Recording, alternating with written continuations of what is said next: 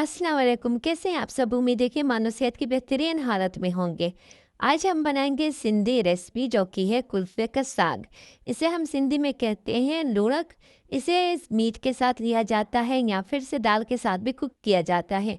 आज हम इसे चिकन में बनाएंगे, तो आइए फिर रेसिपी स्टार्ट करते हैं। और मुझे उम्मीद है कि आप जब भी इसे बनाकर ट्राई करेंगे आप उंगलियां चाटते रह जाएंगे। तो आइए फिर रेसिपी स्टार्ट करते हैं। बिस्मिल्लाहिर्रहमानिर्रहीम। प्याज ऐड करेंगे, इसे हम गोल्डन ब्राउन होने तक कुक करेंगे। फिर हम इसमें ऐड करेंगे टमाटर 2 से 3 अदद, 2 अदद हरी मिर्चें ऐड करेंगे और इसे कुक करेंगे 5 से 8 मिनट। उसके बाद इसमें ऐड करेंगे आलू और चिकन ऐड कर लेंगे।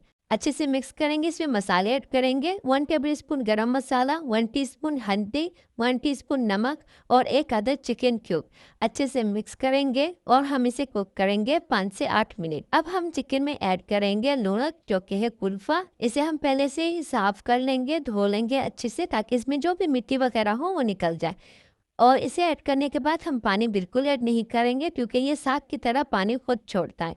इसे हम कुक करेंगे 10 से 15 मिनट में। ये बिल्कुल रेडी हो जाएगा। माशाल्लाह सब्जी बिल्कुल रेडी हो चुकी है। अब हम इसमें ऐड करेंगे हरा धनिया ऐड करेंगे। लास्ट में ऐड करेंगे 1 टीस्पून गरम मसाला और 1 टीस्पून काली मिर्च। अच्छे से मिक्स करेंगे और तब तक कुक करना है जब तक ऑयल ऊपर तक ना आ जाए। ये देखिए माशाल्लाह सब्ज़ी हमारी रेडी हो चुकी है।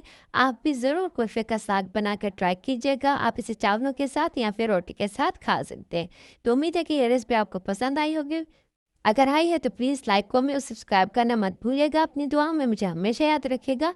फिर मिलते हैं नई वीडियो के साथ, नई रेसिपी के साथ। खुदा हाफ़िज़।